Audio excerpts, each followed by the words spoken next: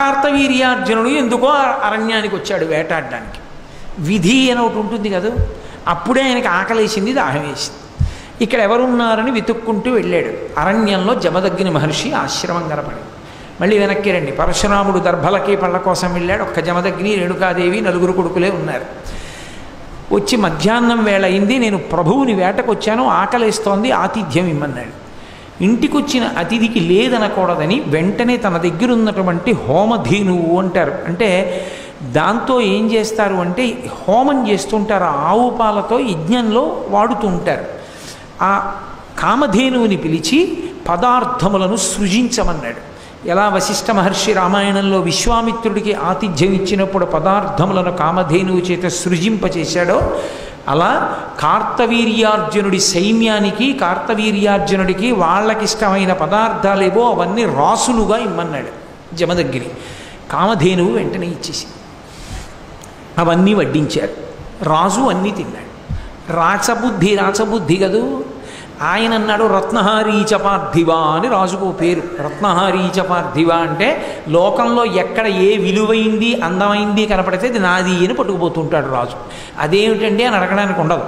కాబట్టి రాజు అంటే ఎవరంటే రత్నహారీచ పార్థివా, రామాయణంలో వాడిన మాట. బాలకాండలో విశ్వామిత్రుడే చెప్పుకున్నాడు ఒకనకొకప్పుడు తాను రాజ్యం చేసే రోజుల్లో, నేను రత్నహారీచ పార్థివా, కామధేనువుని తీసుకుపోతానన్నాడు. కార్తవీర్యార్జునుడు ఆ మాట కూడా అనలేదు. వీళ్ళని అడిగేది ఏమిట్రా, ఈ ధేను మందే, రాజరికం నాది, ఈయన దగ్గర ఎందుకు హోమం చేసుకోవడానికి? ఎంతమందికైనా అన్నం పెట్టగలిగిన ఈ కామధేనువు నా దగ్గర ఉండాలి, తోలుకు రెండని వెళ్ళిపోయాడు. జమదగ్ని ఏం చేస్తాడు? చెయ్యాలనుకుంటే చెయ్యగలడు, కానీ బ్రాహ్మణ తేజస్సు దేనికి ఉపయోగపడాలంటే తనని తాను ఉద్ధరించుకోవడానికి, 10 మందిని రక్షించడానికే తప్ప 10 మందిని పాడు చేయడానికి వాడకూడదు.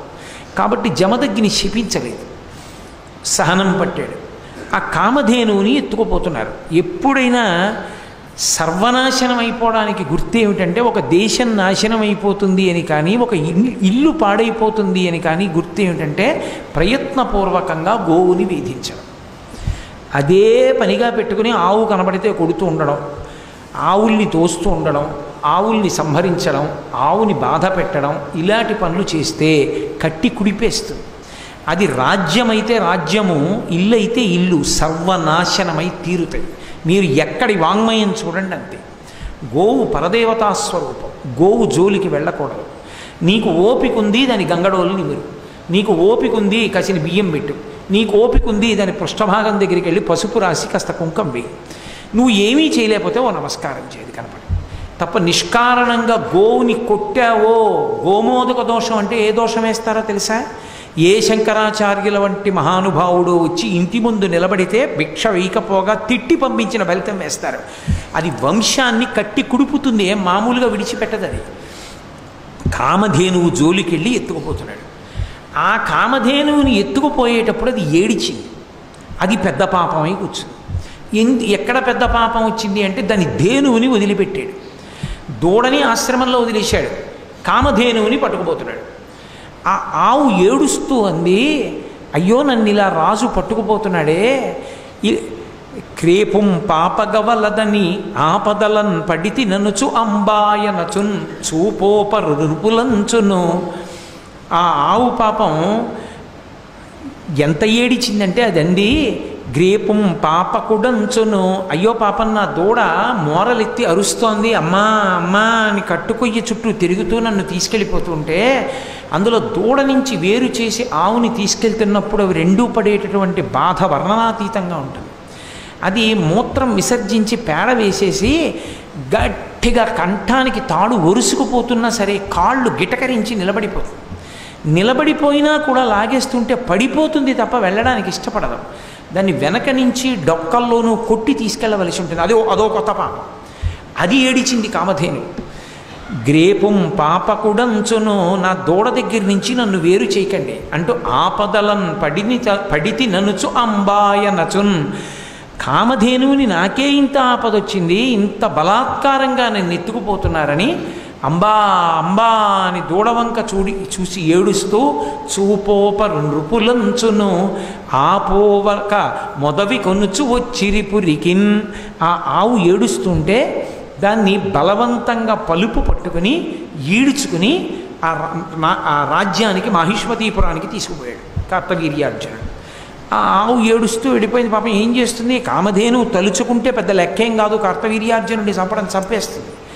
కానీ ఈశ్వర శాసనం ఒకటి ఉంది కదూ, పరశురాముని యొక్క ఆవేశం వేరుగా మారాలి. అందుకే ధేనువు అలా వెళ్ళింది. ధేనువు వెళ్ళగానే ఇంటికి వచ్చాడు పరశురాముడు. దూడ అరుస్తోంది. తండ్రి బాధగా కూర్చున్నాడు. అడిగాడు, నాన్నగారు ఏమైందండి, మన ఇంట్లో ఉండవలసిన ఆవేది అని అడిగాడు. కార్తవీర్యార్జునుడు వచ్చాడురా, నేను ఆతిథ్యం ఇచ్చాను, ఆతిథ్యం అంతా తీసుకుని చెప్పను కూడా చెప్పలేదురా, ఆవును తోలుకు రండని దూడను విడిచిపెట్టి ఆవుని ఎత్తుకుపోయాడు రా అన్నాడు. అంత పని చేస్తాడా నాన్నగారు, చెప్తానుండండి అని వెంటనే తన పరశువు తీసి భుజాన వేసుకుని పరిగెత్తాడు. ఆ కార్తవీర్యార్జునుడు తన సైన్యంతో వెళ్ళిపోతున్నటువంటి పట్టణం దగ్గరికి వెళ్ళాడు. ఆయన చుట్టూ అనేక మంది రాజులు ఉన్నారు. ఆయన చూశాడు. ఎరా, నువ్వు ఆవుని విడిచిపెడతావా, నాతో యుద్ధం చేస్తావా అని అడిగాడు పరశురాముడు. కార్తవీర్యార్జునుడు అన్నాడు, బ్రాహ్మణుడు వెర్రివాడు, బాలుడు వెర్రి బ్రాహ్మణుడు, బ్రాహ్మణువోలెను ఉండలేక భూపాలులతోడ భూరి బల సత్వులతోడ భయంబు తక్కి కయ్యాలకు వచ్చినాడు. మన ఎందిక పాపము లేదు, లెండు ఏల ఉపేక్షింపగ నీ భూసురుని, నేయుడు వేయుడు కూల్చుడిమ్మహిన్ అన్నాడు. బాలుడు వెర్రి బ్రాహ్మణుడు. బ్రాహ్మణుడు అంటే అంత చులకన, గర్వం ఎక్కువైపోతే ఏమవుతుంది? ఇదం క్షాత్రం ఇదం బ్రాహ్మం అని ఆఖరికి ఆయన విజృంభించిన తర్వాత తెలిసింది. ఒక్క ఆవు వల్ల పరశురామావతారం అంత క్రౌర్యానికి వెళ్ళిపోయింది. పరశురామావతారం 21 మాటలు దండయాత్ర చేసి క్షత్రియుల్ని చంపడానికి కారణం గోవు జోలికి వెళ్ళడమే. కాబట్టి ఇప్పుడు ఆ కార్తవీర్యార్జునుడు పరశురాముడిని చూసి అన్నాడు, బాలుడు వెర్రి బ్రాహ్మణుడు. బ్రాహ్మణ పిల్లాడు కదూ, వెర్రేడు, ఏమీ తెలియదు. బ్రాహ్మణుని ఓలెను ఉండలేక, బ్రాహ్మణుడు అంటే ఎవడైనా ఎత్తుకుపోయినా ఏడుస్తూ కూర్చోవాలి, పిరికాడు కాబట్టి యుద్ధాలకు రావడం ఏంటి, యుద్ధానికి వచ్చాడు కాబట్టి మన ఎందిక పాపము లేదు, బ్రాహ్మణుణ్ణి మనం చంపితే తప్పు, వాడే యుద్ధానికి వస్తే తప్పేమిటి, చంపి అవతల పారేయండి అన్నాడు. కాబట్టి లెండు లేవండి, ఎందుకు ఈ భూసురుణ్ణి క్షమించడం, నేయుడు వేయుడు కూల్చుడిమ్మహిన్, చంపేసేయండి బ్రాహ్మణుడు అన్నాడు. అనేటప్పటికీ రాజులు సైన్యం అందరూ కలిశారు, ఆయన మీద బాణప్రయోగం మొదలుపెట్టారు. ఆయన వెంటనే ఆయనలో ఉన్నటువంటి శివకేశవుల యొక్క ఆవేశం బయటికి వచ్చి తన ఒక్క పరశువుతోటి ఆయన ధనుష్టంకారం చేసి బాణ పరంపరలతోటి ఈ మొత్తం సైన్యాన్ని పడగొట్టి ఒక్క దూకి తన యొక్క పరశువుతో కార్తవీర్యార్జునుడి 1000 చేతులు నరికేశాడు. 1000 చేతులలో 500 ధనస్సులు పట్టుకుని 500 బాణాలని ఏకకాలంలో ప్రయోగించాడు పరశురాముడి మీద. అసలు మీరు ఆ యుద్ధం జరిగితే ఆశ్చర్యపోతారు, అంత గొప్ప యుద్ధం అది. అంత గొప్ప యుద్ధంలో ఆ కార్తవీర్యార్జునుడు వేసినటువంటి బాణములన్నింటినీ కూడా పడగొట్టడమే కాకుండా కార్తవీర్యార్జునుడి 1000 చేతులు నరికేసి ఆయన కంఠాన్ని నరికేశాడు. కార్తవీర్యార్జునుడు చచ్చిపోయాడు. ఆ నెత్తురోడిపోతున్నటువంటి పరశువుని పట్టుకుని తిరిగి వచ్చాడు తండ్రి దగ్గరికి ఆవును తీసుకుని. నాన్నగారండి, ఆవును తీసుకొచ్చాను, కొన్ని లక్షల మంది సైన్యాన్ని తెగటార్చి కార్తవీర్యార్జునుడి యొక్క 1000 చేతులు నరికి చంపేశాను, అతని స్నేహితులు రాజుల్ని చంపాను, ఆవును తీసుకొచ్చానని. అంటే తండ్రి జమదగ్గినన్నాడు, ఎంత పనిచేసావురా, ఒక ఆవు వాళ్ళు తీసుకెళ్ళిపోయారనుకో, అది మనకి అదృష్టం ఉంటే తిరిగి వస్తుంది, కానీ ప్రభువుని చంపేవే అది చాలా దోషం. ప్రభువు విష్ణువాంశ సంభూతుడు, అంత గొప్ప చక్రవర్తి కార్తవీర్యార్జునుడిని చంపేశావే, ఇప్పుడు అటువంటి ప్రభువు మనకు ఎలా కలుగుతాడు? బ్రాహ్మణునికి అన్నిటికన్నా ఉండవలసిన లక్షణం క్షమ, ఓర్పు ఉండాలి. నీకు ఆ ఓర్పు లేదురా. క్షమ కలిగిన సిరి కలుగును, క్షమ కలిగిన వాణి కలుగు సౌఖ్యములెల్లన్, క్షమ కలిగిన తొన కలుగును, క్షమ కలిగిన మెచ్చు సౌరి సదయుడు ఎప్పుడు. ఆ క్షమ ఓర్పు ఉందే బ్రాహ్మణుడికి, ఆ ఓర్పు అన్నది ఉంటే క్షమ కలిగిన సిరి కలుగును. బ్రాహ్మణుడికి ఓర్పు అన్నది ఉంటే తప్పకుండా ఐశ్వర్యం కలుగుతుంది. క్షమ కలిగిన వాణి కలుగు, ఆ ఓర్పు ఉన్న బ్రాహ్మణుడికి తప్పకుండా సరస్వతి కటాక్షం ఉంటుంది, సర్వ సౌఖ్యములు అబ్బుతాయి, అన్నీ కలుగుతాయిరా. అన్నిటినీ మించి ఇంకొకటి తెలుసా? ఏ బ్రాహ్మణుడు ఓర్పు కలిగి ఉంటాడో ఆ బ్రాహ్మణుణ్ణి శ్రీ మహావిష్ణువు స్తోత్రం చేస్తాడు. ఆయన ఇష్టపడతాడు, వాడిని చూడండి రా అంటాడు. విష్ణువు సంతోషించి ఎవరి గురించి చెప్తాడు అంటే ఓర్పు కలిగిన బ్రాహ్మణుడి గురించి చెప్తాడు. యథార్థం. కుచేలుడు అంత దరిద్రంలో ఉన్న ఓర్పుతో కూర్చున్నాడంతే. కూర్చున్నాడు కాబట్టి కుచేలుడు వస్తే కూర్చోబెట్టి ఆయన కాళ్ళు కడిగి తన శిరస్సు మీద చల్లుకుని రుక్మిణీదేవి శిరస్సు మీద చల్లాడు. చల్లి ఒక్క పిడికెడు తిని ఇంకొక పిడికెడు పోసుకోపోతుంటే, ఒక పిడికెడు తిన్నందుకు మీరు ఏమిచ్చారో నాకు తెలిసి ఇక తినకండి అంది రుక్మిణీదేవి. మిమ్మల్ని నన్ను కూడా ఇచ్చేస్తారా బ్రాహ్మణుడికి? ఓర్పు ఉన్న బ్రాహ్మణుణ్ణి చూసి విష్ణు అంత ప్రీతి చెందుతారు. కాబట్టి నీకు ఓర్పు లేదురా, ఓర్పు ఉండకపోతే ఆవేశం ఒకటే ఉంటే ప్రమాదం కదా బ్రాహ్మణుడికి. ఇంత తప్పెందుకు చేశావు? భూమిని ఏలేటటువంటి రాజుని చంపావు కాబట్టి తత్పాప పరిహారార్థం తీర్థయాత్రలు చేసి రమ్మన్నాడు. సరేనని బయలుదేరాడు. భూమండలం అంతా తీర్థయాత్ర చేశాడు. తీర్థయాత్ర చేసి చేసి చిట్ట చివరికి మళ్ళీ తల్లిదండ్రుల దగ్గరికి వెళ్ళాడు. వెళ్ళి తల్లిదండ్రులకు మొక్కాడు, నమస్కరించాడు. కాలం గడిచిపోతోంది. ఒకనాడు మళ్ళీ అరణ్యానికి దర్భలు తీసుకురావడానికి వెళ్ళాడు. ఏమిటంటే రోజు అలా పెడతారా అంటే, మనం ఉద్యోగానికి వెళ్ళినట్టే వాళ్ళు పెడతారు. అసలు కౌశలము అని బ్రాహ్మణుడికి మొట్టమొదట గురువుగారు నేర్పేది ఏది అంటే, కౌశలము అన్న మాటకు అర్థం ఏమిటంటే నేర్పరితనము అని అనుకోకూడదు.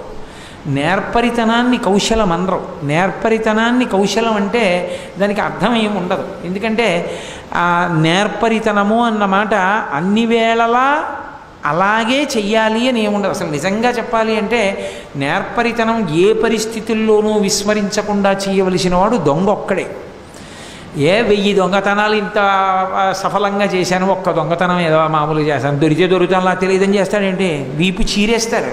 మిగిలిన 1000 కూడా బయటకు వస్తాయి. ఎప్పుడు చేసినా నేర్పరితనంతో చెయ్యాలి. అంటే నేర్పరితనము కౌశలము ఒక మాట కాదు. కౌశలము అన్న మాటకు అర్థం ఏంటంటే, బ్రాహ్మణుడు ఒకటి తెలుసుకోవాలి. తనకి ఎంతవరకు అవసరమో అంతవరకే పుచ్చుకోవాలి తప్ప తనకు అవసరము కాని దానిని అపేక్షించకూడదు. అందుకే దర్భ కొయ్యడం నేర్పుతారు. దర్భ కోసేటప్పుడు అది పుచ్చిపోయిందో తెగిపోయిందో అయ్యుండి ఆ దర్భ పనికిరాదు అంటే కొయ్యరు, వదిలిపెట్టేస్తారు. పనికొచ్చే దర్భ అయితే పీకేయకూడదు. మొదలంట పీకేస్తే మళ్ళీ పెరగదు. దర్భని మొదలు దగ్గర ఎంతవరకు కొయ్యాలో అంతవరకే కొయ్యాలి. కోస్తే అది మళ్ళీ పెరుగుతుంది. పెరిగితే మళ్ళీ రేపు పొద్దున్న ఏమైనా కార్యం చేయడానికి దర్భలు ఉంటాయి. దర్భని ఎలా కొయ్యాలో ఎంతవరకు అవసరమో అంతవరకు మాత్రమే కోసేటటువంటి విద్య గురువుగారు మొదట తన శిష్యుడికి నేర్పితే వాడు జీవిత పర్యంతము ఎంతవరకు సమాజంలోంచి భోగాన్ని తాను తీసుకోవాలో అంతవరకే తీసుకుంటాడు తప్ప అంతకన్నా ఎక్కువ వాడుకోడు. ఆ కౌశలం రావడానికి కుశ అంటే దర్భ కొయ్యడం దగ్గర ప్రారంభమవుతుంది ఆ విద్య. గురువుగారు నేర్పుతారు కాబట్టి దర్భలు యజ్ఞయాగాది క్రతువులలో అవసరం కాబట్టి రోజూ దర్భలు తెచ్చుకుంటూ ఉంటారు. అందుకని ఆయన దర్భలు తేవడానికి పళ్ళు తేవడానికి అరణ్యంలోకి వెళ్ళాడు. ఇక్కడ జమదగ్ని ఒక్కడే కూర్చుని ఉన్నాడు. ఆ కార్తవీర్యార్జునుడి యొక్క కుమారులు ఉన్నారు, వాళ్ళకో శాపం ఉంది. ఇప్పుడు మళ్ళీ నేను కార్తవీర్యార్జున చరిత్ర గురు చరిత్ర చెప్పట్లేదుగా, దాని జోలు కొద్దిగా వినండి చాలు. నీకు చాలా ఉత్సాహవంతులు వీరులైన కొడుకులు పుడతారు, ఆ ఉత్సాహమే వాళ్ళ కొంప ముంచేస్తుందని వాళ్ళకో శాపం ఉంది. అందుకని వాళ్ళు బయలుదేరి జమదగ్ని దగ్గరికి వచ్చారు. మా నాన్నని చంపేసిన వాడు ఈ జమదగ్ని కొడుకైన పరశురాముడి, కాబట్టి ఈ జమదగ్ని చంపేస్తామని కూర్చున్నవాడిని కూర్చున్నట్టు కత్తి పెట్టి తలవరికేశారు. ఆయన ఒరిగిపోయింది ఆయన శరీరం ఒరిగిపోగానే ఈ పరశురాముడు వెళ్ళి ఆ అరణ్యంలో ఉన్నటువంటి వాడిని పిలిచారు. పిలుస్తూ ఆ తల్లి జమదగ్ని యొక్క భార్య ఆ పడిపోయినటువంటి జమదగ్ని యొక్క శరీరం మీద పడి గుండెలు బాదుకుంటూ ఏడుస్తూ పిలిచింది. భార్గవరామ భార్గవరామ భార్గవరామ అని అరిచింది. ఇన్ని మాటలు అరిచింది ఏం చెప్పారంటే మహాభారతంలో 3 మాటలు అన్నారు. అంటే 21 మాటలు అరిచింది. ఆ అరవడం కూడా ఎలా అరిచిందంటే పరశురాముడు లెక్క పెట్టుకోవడానికి అవకాశం ఉండేటట్లుగా అరిచింది. అన్ని మాటలు అరిస్తే ఆయన అరణ్యంలో ఉన్నవాడు విన్నాడు, నా తల్లి ఎందుకింత ఎలుగెత్తి ఏడుస్తూ అరుస్తోంది అని. పరుగున వస్తూ లెక్క పెట్టుకున్నాడు ఎన్ని మాటలు పిలుస్తోంది అని. ఆశ్రమానికి వచ్చేటప్పటికి 21 మాటలు పూర్తయింది. చూశాడమ్మా ఎవరు చేశారు ఈ పని అని అడిగాడు. నువ్వు కార్తవీర్యార్జునుడిని చంపేశావన్న కక్షతో కార్తవీర్యార్జును యొక్క సంతానం వచ్చి మీ తండ్రి అయినటువంటి జమదగ్ని చంపేసింది అన్నాడు. వెంటనే ఆయనకి కోపం వచ్చి అమ్మా ఈ క్షత్రియులు దురహంకారులు, భూమిని పరిపాలించవలసినటువంటి క్షత్రియులు యుక్తాయుక్త విచక్షణ లేకుండా ప్రవర్తిస్తున్నారు. ఒకప్పుడు ఆతిథ్యం పొంది ఆవుని ఎత్తుకుపోయారు. ఆవుని ఎత్తుకుపోతే నేను ఆవుని విడిచిపెట్టమని అడిగితే బ్రాహ్మణుడు వెర్రివాడు చంపేసేయమన్నారు. నేను యుద్ధం చేస్తే నా చేతిలో చచ్చిపోయాడు. ఆయన ఆవుని విడిచిపెట్టలేదు కాబట్టి యుద్ధం చేసి చంపాను. నేను లేనప్పుడు దొంగ దెబ్బ తీసి నా తండ్రిని చంపారు. ఈ క్షత్రియులు బతకడానికి వీల్లేదమ్మా. నువ్వు 21 మాట్లు గుండెలు బాదుకుని అరిచావు కనుక 21 మాట్లు ఈ భూమండలం అంతా తిరుగుతాను. క్షత్రియుడన్నవాడు కనబడితే చంపేస్తాను. గర్భస్థ పిండమై ఉన్నా కూడా విడిచిపెట్టను, శిశువైనా కూడా విడిచిపెట్టను. క్షత్రియుడన్నవాడు ఈ భూమి మీద ఉండడానికి వీల్లేదు. అదే కృష్ణ భగవానుడు ధర్మరాజుతో అంటాడు, కొద్ది వంశములు మాత్రమే సుక్షత్రియ వంశములు మిగిలాయి, మిగిలిన వంశాలన్నీ అంతరించిపోయాయి పరశురాముడి చేతిలో. అలా మిగిలిపోయిన వంశాల్లో ఇక్ష్వాకు వంశం, చంద్రవంశం అటువంటివి కొన్ని ఉన్నాయి. మిగిలిన వాళ్ళు ఎక్కడైనా కొద్దిమంది క్షత్రియులుంటే వాళ్ళు 3 ప్రదేశాల్లో దాక్కున్నారు. ఒకటి ఆవుల మందలలోకి వెళ్ళిపోయి దాక్కున్నారు. ఆవుల మందలలో ఉంటే మాత్రం ఆయన తొందరపడి గబగబా రాడు, ఎందుకంటే ఏ ఆవు అయినా చెనకబడుతుందని ఆగుతాడు. నేను గోవుల మందలలోకి వెళ్ళి దాక్కున్నారు. కొంతమంది ఆడవాళ్ళు నివసించేటటువంటి ప్రదేశాలలోకి వెళ్ళి దాక్కున్నారు. ఆడవాళ్ళు ఉన్న చోటికి వెళ్ళడు. ఆడవాళ్ళు ఉన్న చేతికి గాజులు ఇలా ఇలా చూపించినా ఇక లోపలికి రాడు పరశురాముడు. అందుకని కొంతమంది క్షత్రియులు గాజులు వేసుకుని ఆయన వస్తుంటే చేతులు బయటికి పెట్టి చప్పుడు చేశారు. ఆడవాళ్ళు ఉన్నారని వెళ్ళిపోయాడు. అలా బతికారు కొంతమంది. మిగిలిన వాళ్ళందరినీ చంపేశాడు. శిశువుల్ని కూడా మిగల్చలేదు. 21 మాట్లు భూమండలం అంతా తిరిగి క్షత్రియులన్న వాళ్ళని విడిచిపెట్టకుండా సంహరించి ఈ నెత్తురంతా తీసుకెళ్ళి కురుక్షేత్రంలో 5 హ్రదములు తవ్వాడు. 5 చెరువులు తవ్వి 5 చెరువులు ఈ క్షత్రియుల యొక్క నెత్తుటితో నింపాడు. వాటిని శమంతక పంచకం అని పిలుస్తారు. 5 నెత్తుటి చెరువులు చేసి 5 నెత్తురు తీసి తండ్రికి పితరులకు తర్పణం చేశాడు. అది ఆవేశం. అందుకని ఆవేశావతారమైంది. అంత ఆవేశాన్ని పొందినటువంటి అవతారం దాని ఉద్ధతి అసలు దాని గురించి చదవడం, దాన్ని ఊహించడమే చాలా కష్టంగా ఉంటుంది. అంత దారుణంగా చంపేశాడు 21 పర్యాయాలు. మళ్ళీ బ్రాహ్మణుల వలన క్షత్రియ వంశాలు వృద్ధిలోకి వచ్చాయి. అదొక ధర్మ సూక్ష్మం. ఇప్పుడు దాని గురించి నేను ప్రస్తావించక్కర్లేదు. నేను మహాభారతం ఆదిపర్వం చెప్పినప్పుడు విన్న వాళ్ళకి జ్ఞాపకం ఉండే ఉంటుంది. కాబట్టి బ్రాహ్మణుల వలన క్షత్రియ వంశాలు మళ్ళీ వృద్ధిలోకి వచ్చాయి. 21 పర్యాయములు భూమినంతటినీ పర్యటించి శమంతక పంచకాన్ని ఏర్పాటు చేసి 5 చెరువులు నెత్తిటితో నింపి పితృదేవతలకు తర్పణలు ఇస్తే పితృదేవతలు కనపడన్నారు, ఎంత అసాధ్యపు పని చేశావురా. బ్రాహ్మణ వంశంలో పుట్టి 21 మార్లు క్షత్రియుల్ని సంహరించి భూమండలాన్నంతటినీ తన స్వాధీనం చేసుకున్నాడు. ఎక్కడ పుట్టవలసినవాడు? ఈ క్షాత్రం గాది కడుపున పుట్టవలసినవాడు. అక్కడ పుట్టుంటే సుక్షత్రియుడై ఏమై ఉండేదో. ఆ తినే హవిష్యపాత్ర మారడం, చెట్టుని కౌగిలించుకోవడంలో భృగువు చెప్పినట్టు చేయకపోవడంలో ఇంత ఉపద్రవం వచ్చేసింది. ఆవేశావతారం అయిపోయింది. అది అయిపోయి ఇంతమంది పితృదేవతలు చెప్పి తీర్థయాత్రలు చేయమంటే మళ్ళీ తీర్థయాత్రలకు బయలుదేరాడు. తీర్థయాత్ర అంతా చేశాడు. చేసి వచ్చి ఒక్క పరశురాముడు రామాయణ కాలం, భారతకాలం ఎన్నిటితో సంబంధం ఉన్నవాడు. ఒకానొకప్పుడు అశ్వమేధయాగం చేశాడు. అశ్వమేధయాగం చేసి ఈ భూమిని అంతటినీ దానం చేసేస్తాను. ఆయనదేగా భూమి. ఈ భూమిని అంతటినీ దానం చేస్తాను. ఈ భూమిని అంతటినీ దానం చేస్తే పుచ్చుకోగలిగిన బ్రాహ్మణుడు ఎవడని అడిగాడు. ఏ బ్రాహ్మణుడు పుచ్చుకుంటాడు? ఈ భూమిని అంతటినీ ఇచ్చేస్తానంటే అంటే అలా పుచ్చుకోగలిగిన సమర్థత ఉన్నవాడు, అన్ని ప్రాణులకు అన్నం పెట్టవలసిన వాడు కశ్యప ప్రజాపతి ఒకడే. ఎందుకంటే జీవులన్నీ కశ్యప ప్రజాపతి బిడ్డలు. అందుకని కశ్యప ప్రజాపతికి దానం చేశాడు. కశ్యప ప్రజాపతి అంటే ఎంత శక్తివంతుడో తెలుసా? ఇప్పుడు దాన్ని చెప్పవలసిన అవసరం లేదు, కానీ బ్రహ్మవైవర్త పురాణంలోంచి ఒక మాట చెప్తా. అధర్మం ఎక్కువైపోయి ఒకానొకప్పుడు భూమి కిందకి కుంగిపోయింది. కుంగిపోతే నా బిడ్డలకి అన్నం లేదు, నువ్వు కుంగిపోతే ఎలా, పైకి రావాలి, మళ్ళీ చాలామంది ప్రాణులు నష్టమైపోతున్నారని ఆయన భూమి కిందకి వెళ్ళి తన ఊరువుల్ని అంటే తన తొడల్ని అడ్డుపెట్టి పైకెత్తాడు. కశ్యప ప్రజాపతి తపశ్శక్తి అంతటిది. కశ్యప ప్రజాపతి యొక్క ఊరువుల మీద పైకి లేచింది కాబట్టి ఈ భూమికి ఉర్వి అని పేరు వచ్చింది. అందుకు ఉర్వి. కశ్యప ప్రజాపతి దానం పట్టాడు కాబట్టి పరశురాముడి దగ్గర భూమికి కాశ్యపి అని పేరు వచ్చింది. ఈ రెండు పేర్లు కశ్యప ప్రజాపతి వల్లే వచ్చాయి. భూమినంతటినీ పుచ్చుకున్న కశ్యప ప్రజాపతికి పరశురాముడి శక్తి తెలుసు. ఆయన అన్నాడు, నువ్వు నాకు దీన్ని దానం చేసేసావు, దానం చేసేసిన తర్వాత ఇంకా దీని మీదే నువ్వు ఎలా ఉంటావు? ఈ ఇల్లు మీకు దానం చేసేసానండి అని చెప్పి నేనే ఆ ఇంట్లో ఉంటున్నాను అనుకోండి, ఇంకెందుకు ఆ దానం? ఇచ్చేయాలి కదా, ఇంకా నువ్వు ఉండకూడదు, కాబట్టి భూమిని విడిచిపెట్టి వెళ్ళిపో అన్నాడు. ఎక్కడికి వెళ్ళిపోతానంటే దక్షిణ దిక్కుకు వెళ్ళమన్నాడు. తిన్నగా వెళ్ళి మహేంద్రగి పర్వతం మీద కూర్చున్నాడు. అది ఎక్కడిది అంటే ఆ యువతలో ఉన్న పర్వత శిఖరం మీద నిలబడి సముద్రుణ్ణి పిలిచాడు.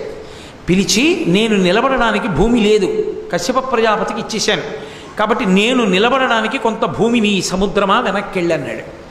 అంటే సముద్రానికి భయం వేసింది, అసలే కోపిష్టి. వెనక్కి వెళ్ళంటే ఎంత వెనక్కి వెళ్ళాలి? బాగా వెనక్కి వెడితే ఎవడిమ్మన్నాడంతా, నేను ఆశపోతున్నా అంటాడు. తక్కువ ఇస్తే ఏమిటి నీ అహంకారం అంతే ఇస్తావా అంటాడు. 21 మాటలు క్షత్రియుల్నే చంపినవాడు, కార్తవీర్యార్జునుడిని చంపాడు, నేనే పాటి.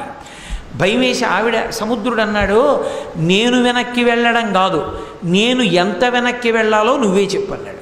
ఎంతవరకని ఇలా ఎలా చెప్పనన్నాడు. నీ పరశువు విసురు, అది సముద్రంలో ఎక్కడ పడుతుందో అక్కడ వరకు వెనక్కి వెళ్ళిపోతానన్నాడు. గిరగిర తిప్పి విసిరాడు. విసిరితే ఆ పరశువు సముద్రంలో పశ్చిమ దిక్కుకి ఎంత దూరం పడిందో సముద్రం అంత వెనక్కి వెళ్ళింది. అందుకే ఇప్పుడు ఉడిపి మొదలైనటువంటి క్షేత్రాలు ఉన్న ప్రదేశం అంతా యథార్థమైన భూమి కాదు, సముద్రం పరశురాముడికి చోటిస్తే వచ్చిన భూమి. అందుకే ఆ క్షేత్రాలన్నిటినీ కలిపి ఒక పేరుతో పిలుస్తారు, పరశురామ క్షేత్రాలంటారు. అప్పుడు ఎవ్వరూ ఆ ప్రదేశానికి వెళ్ళలేదు, అనుష్ఠానం లేదు, బ్రాహ్మణులు లేరు. అప్పుడు ఆయన ఏం చేశాడంటే ఆంధ్రదేశం, కర్ణాటక, ద్రవిడ దేశం నుంచి కొన్ని బ్రాహ్మణ కుటుంబాలని తీసుకెళ్ళాడు. వీళ్ళు మళ్ళీ వెనక్కి వెళ్ళిపోతారేమోనని, వెనక్కి వెళ్ళిపోతే ఇదేమిట్రా విచిత్రంగా ఉన్నామని చెప్పి వీళ్ళని వాళ్ళు వెనక్కి రాకుండా ఉండడం కోసమని సంప్రదాయం మార్చాడు పరశురాముడు. అందుకే ఆంధ్ర, కర్ణాటక, ద్రవిడ దేశాల్లో శిఖ వెనక్కి ఉంటుంది, ఇక్కడ పెట్టుకుంటారు పిలక. ఒక్క కేరళ రాష్ట్రంలో మాత్రం మధ్యశిఖా సంప్రదాయం, ఇక్కడ శిఖ ఉంటుంది, ఇక్కడ శిఖ పెట్టుకుంటారు. అందుకే శంకరాచార్యుల వారి తండ్రి గారికి శిఖ ఇక్కడ ఉంటుంది, మధ్యశిఖ. ఇప్పటికీ మీరు కేరళలో నంబూద్రి బ్రాహ్మణుల్ని చూస్తే ఇక్కడ శిఖ ఉంటుంది. మధ్యశిఖా సంప్రదాయం పరశురాముడు ప్రవేశపెట్టింది. మళ్ళీ వాళ్ళు తిరిగి వస్తే ఇదేమిట్రా పిల్లకి ఇక్కడ పెట్టుకున్నావు నువ్వు అంటారు, ఇంకా వెళ్లకుండా ఉంచడానికి అలా సంప్రదాయం మార్చాడు. అక్కడ వ్యవస్థనంతటినీ పెంచి పెద్ద చేశాడు. అక్కడే శంకరాచార్యుల వారు అవతార స్వీకారం చేశారు. అటువంటి పరశురాముడు ఆ మహేంద్ర పర్వతం మీద కూర్చుని తపస్సు చేయడం మొదలెట్టాడు. ఆయన ఈ తపస్సు చేయడానికి పూర్వమే పులితెరువుకొస్తున్నటువంటి ఒక బ్రాహ్మణ పిల్లవాడిని రక్షించాడు. ఆ రక్షింపబడినటువంటి పిల్లవాడే పరశురాముడికి గొప్ప చెలికాడు, శిష్యుడు అయ్యాడు. ఆయనకి అకృతవరుణుడు అని పేరు. అకృతవరుణుడు పేర్లే చాలా ఆశ్చర్యంగా ఉంటాయి. చేయబడని గాయములున్నవాడు అని. అకృతవరుణుడు అంటే ఒంటి మీద దెబ్బలేనివాడు అని.